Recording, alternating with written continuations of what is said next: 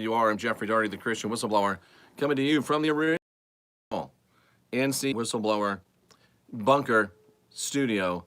Nice to be back. A little bit of nostalgia. Remember the old Cards of Truth and the original satanic Illuminati red and black background, according to the 33rd degree idiots. Nice to be with you. Nice to see you.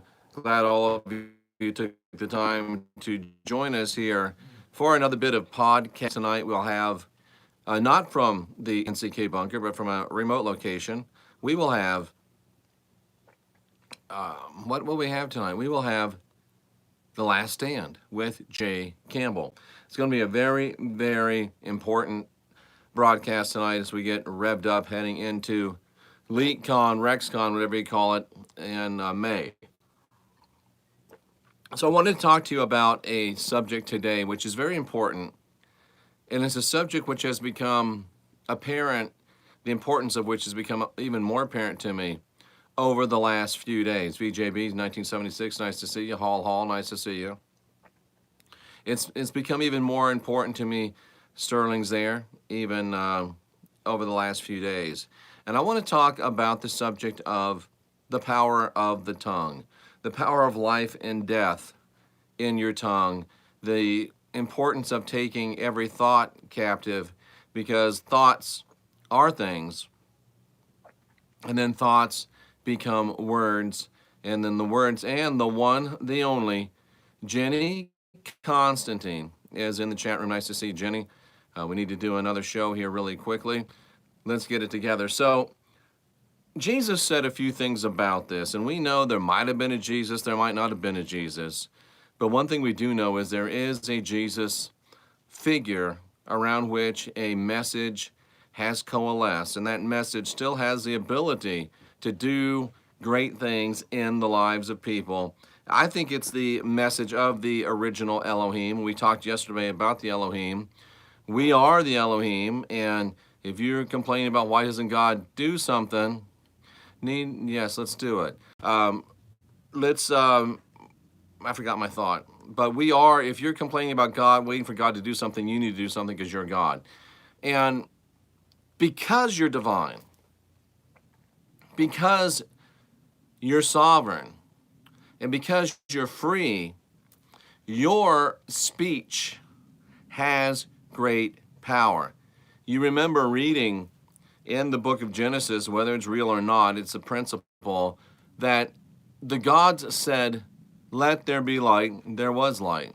The gods spoke things into existence, and we're made in their image.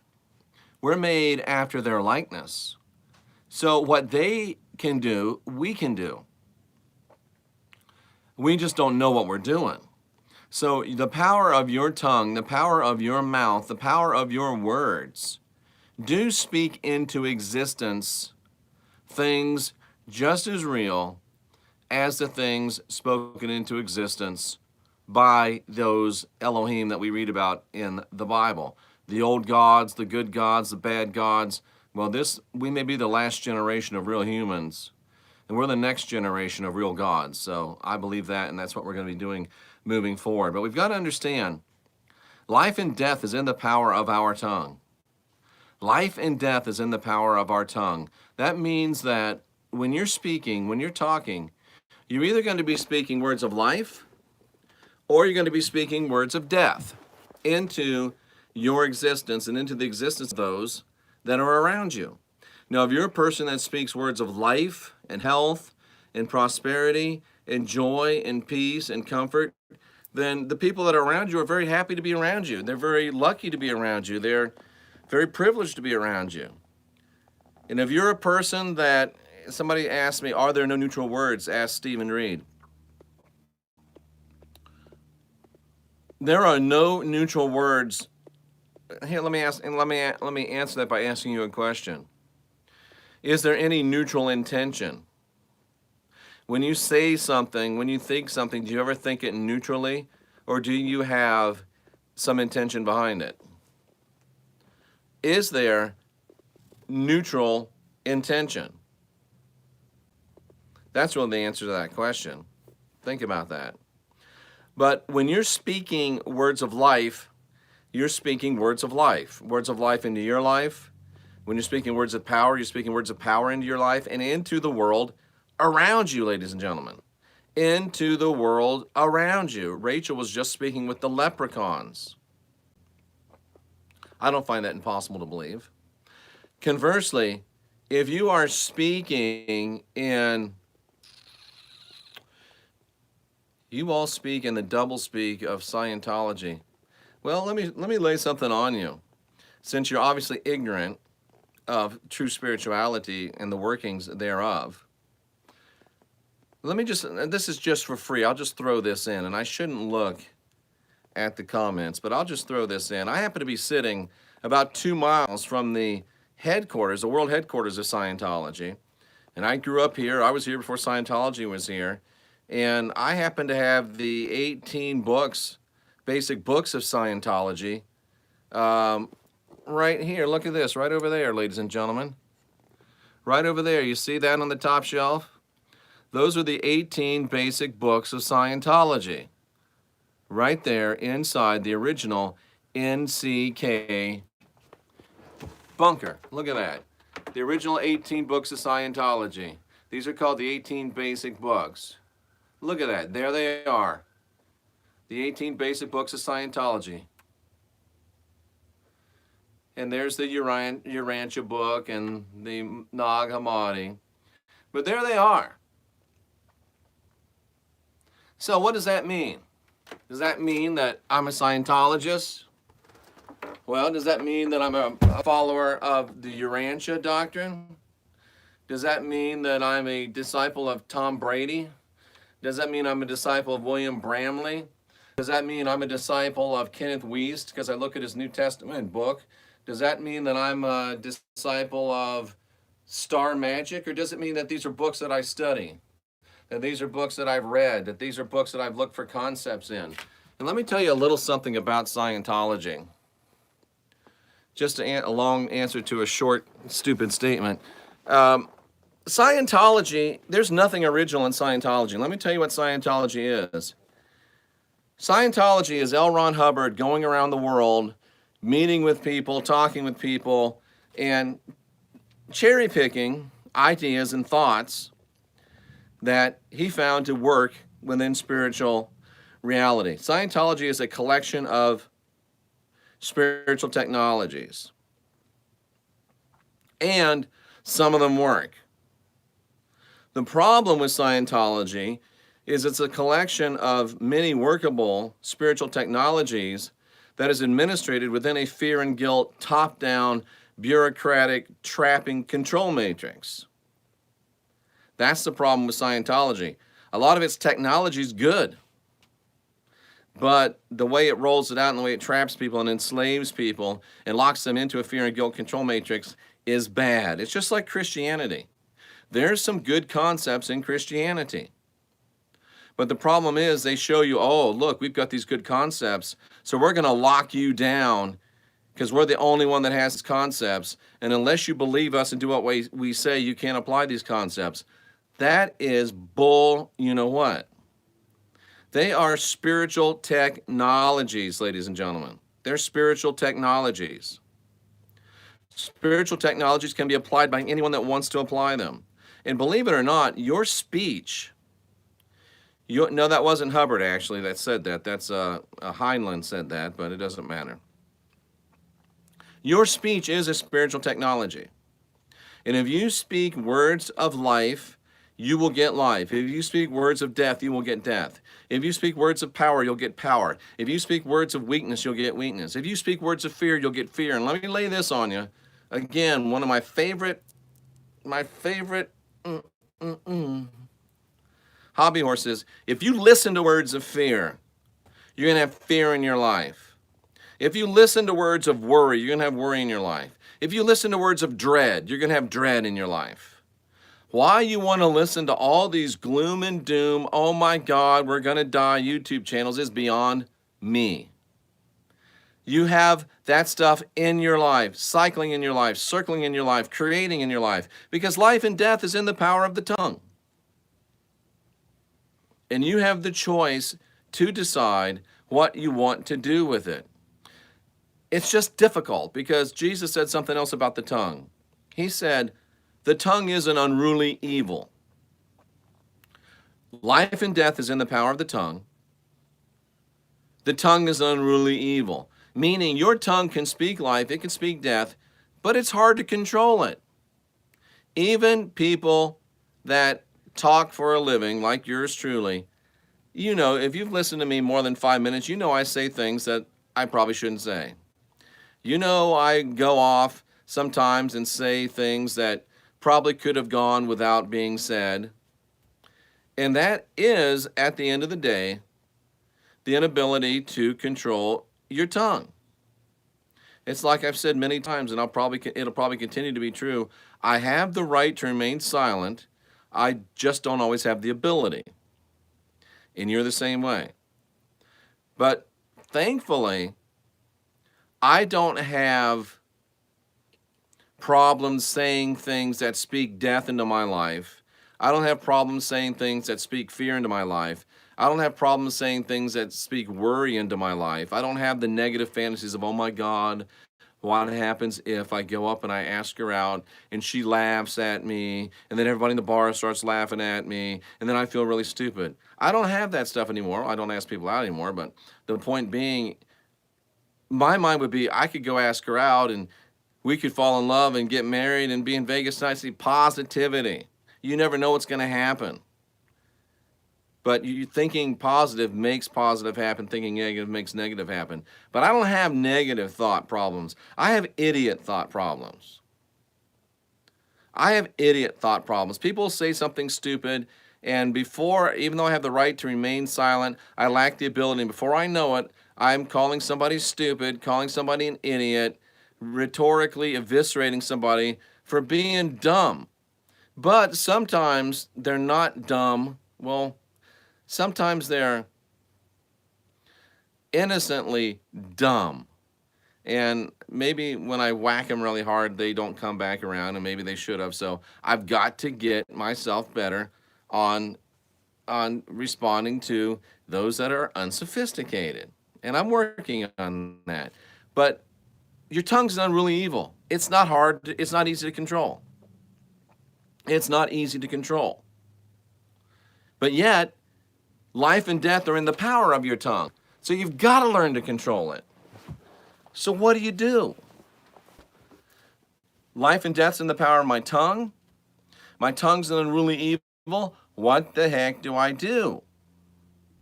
Well, Jesus gave us a hint. He said, you know what? You got to start before the talking part. You've got to control. Once the tongue gets rolling, it's hard to stop it. So you go back to before the tongue. What's before the words? There's thoughts. And if you remember, Paul stole from the message of the Christ saying, take every thought captive. Take every thought captive. Now, they've spun that to mean that only think Jesus thoughts, only think Baptist thoughts, only think Catholic thoughts, only think Pentecostal thoughts. Take every thought captive. They've turned it into a fear and guilt control matrix thing. Take every thought captive. Don't think about things that aren't Christian. Don't think about things. No. All it means is think before you speak. Just weigh it out a little bit. Take every thought captive. I had an attorney, oh shoot, I lost it. Take every thought captive. Think about it before you say it. I remember a teacher used to have this thing on her wall, or his wall, it said, make sure that your brain is in gear before you engage your mouth. So just do a little self-censorship. Oh, I want to say this. Should I say this? What are the energetic implications of me saying this? And then you can make a decision. Should I say it or not? Should I say it or not? I know that life and death literally are in the power of my tongue. I know that my tongue can be an unruly evil. So before it gets to tongue stage, let me think a little bit. Let me ponder a little bit, and let me take my thoughts captive. It doesn't mean only talk Christian talk. It means only talk that you want to talk. Only say things that you want to say. Only say things that you mean to say. Basically, what it says is be in control of what you're saying. Don't be controlled by what you're saying. It means not to be controlled by your passions, but to control your passions yourself. And here's something that we really learned last night. A friend of mine and myself learned that in 2019, ladies and gentlemen, there is absolutely no expectation of privacy anymore. If you write it down, somebody's going to read it. Do not write down anything anywhere. Text message, email, Facebook. I don't know if you can write on your Instagrams and your Snapchats and all that stuff that you should delete anyway. But don't write anything down that you don't want someone to read, because if you write it down, whether it's on paper, I always just roll my eyes at these people that their diary comes up in court. How stupid are you? Before you went into court, you didn't burn your diary? What's the matter with you? Ladies and gentlemen, don't leave a paper trail. And today your paper trails aren't even paper. Every word you write down, somebody's going to read it. So don't write down a word that you don't want anybody to read. Don't text a word you wouldn't want somebody to read. Don't email a word you wouldn't want somebody to read. That's about taking your thoughts captive. And if you remember too, ladies and gentlemen, we are in a fear and guilt control matrix. We are in an NSA. We are in a CIA world. And don't think that they don't hear everything you say. So again, ladies and gentlemen, we really shouldn't say anything, just on a practical level. We shouldn't say anything that we don't want somebody to hear. Because everything you say, somebody's going to hear. Somebody's listening to everything you say. So you shouldn't say things that you don't want people to hear. And you know, Jay Campbell and I, my best friend Gary and I, we say a lot of stuff that we shouldn't say. And if there was a transcript of everything I say in a day, I would probably be ashamed at pieces of it. And you could take just think about if everything you said in a day was put into a transcript and it was posted on Facebook for everybody to read. How would you feel about it? Ooh, yeah. Well, it was just, yeah, something to think about. But take that in the spiritual realm. Sure, you might get embarrassed. You might get called a racist or a sexist or a kinky freak. Not that there's anything wrong with that, but that's another podcast. You might be embarrassed a little bit by some of the things you say. But what about the spiritual things you say? There's a transcript being kept, but it's an energetic transcript. There is effects happening, energetic effects. And once you say it, it's out there. You can't unring the bell. The frequency's gone out. The power's gone out. The energy's gone out. And it creates things. Your life and death, I'm pointing at the whiteboard, are in the power of your tongue. Every time you say something, you create it. And some of you say, oh, Jeff, I just don't understand. My life's so hard. Everything always goes wrong. I'm always running into problems. I'm always running into difficulties. You know what you're running into? You're running into the roadblocks you have spoken into existence with your own mouth. And you're running into the roadblocks that have been spoken into existence by those you choose to hang around with. And to a lesser extent, depending upon how strong you are in your spirituality and in your energetic essence, you're running around and bumping into the essence that everybody else is speaking in this world, and it's not good. So, we're not going to get through a show without a Star Trek reference. We need to create a positive warp field around ourselves. It's a negative, hey Pisces, it's a negative world. It's a de-energizing world. It's a sad world. It really is. And the only way we can combat it is not listening to it, not buying into it, but we can also be aggressive in it, and we can create a positive warp bubble around our lives, our world, our families, our people. Think about that.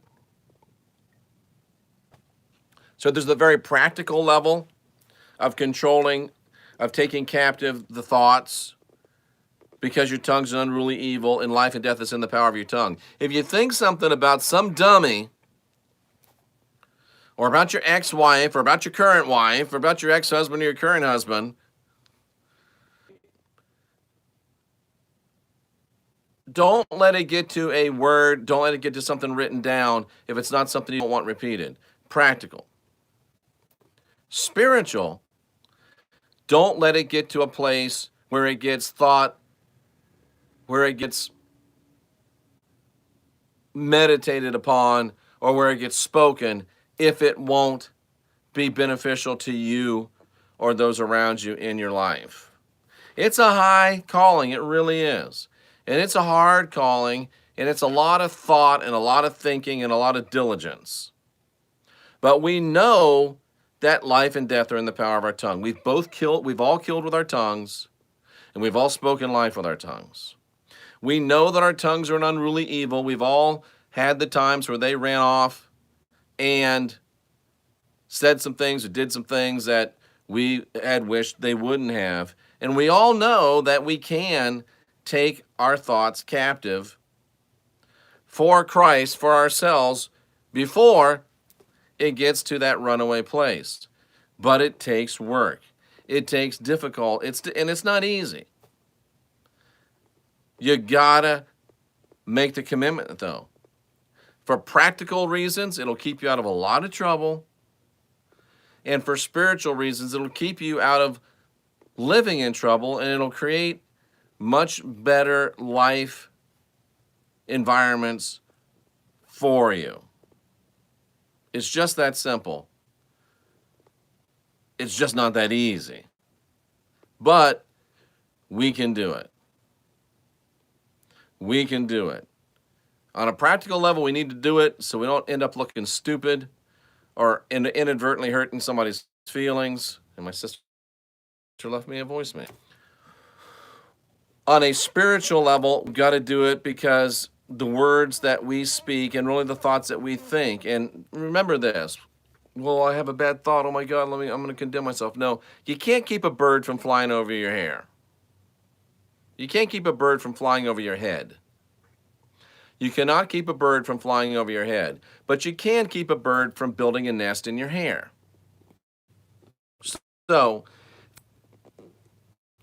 you had a bad thought. Let it go. Block it out. Don't ruminate on it. Don't meditate on it. Don't marinate in it. You can't control the bird flying over your hair. You can't control every thought that comes into your head. But you can control whether you let them start gathering twigs and building a nest in your hair. So that's what I'm talking about as far as the thoughts. Take your thoughts captive before they get to the tongue wagging stage, because it's hard to stop that tongue once it gets a wagging. And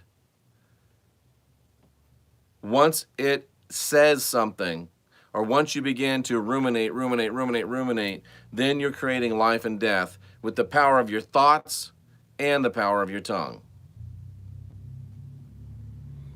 Very powerful practical lessons, very powerful spiritual lessons. There's life and death in the power of your tongue. Your tongue's an unruly evil. Therefore, endeavor to take thought every captive. Take every thought captive. Chrissy N says sword equals words. And if you look at it, words, take the S off and put it in the front, you got sword. Very, very good. And a sword can be a great defensive weapon, or a sword can kill people, or you can fall on your sword and kill yourself. No better way to end that broadcast than with that analogy. Thank you for that. I'm Jeffrey Daugherty, the Christian Whistleblower, coming to you from the original NCK Christian Whistleblower bunker. Encouragement and some very, very practical and timely, I believe, inspiration. We are the last generation of real humans and the next generation of real gods. Ask questions, question answers, subscribe, thumbs up, thumbs down. Let us know what you thought while you were around. Until next time, I'm Jeffrey Daugherty, the Christian Whistleblower, encouraging you to ask questions, question answers, and control your tongue. Take every thought captive. Don't let it get a runaway. Well, it's all part of learning how to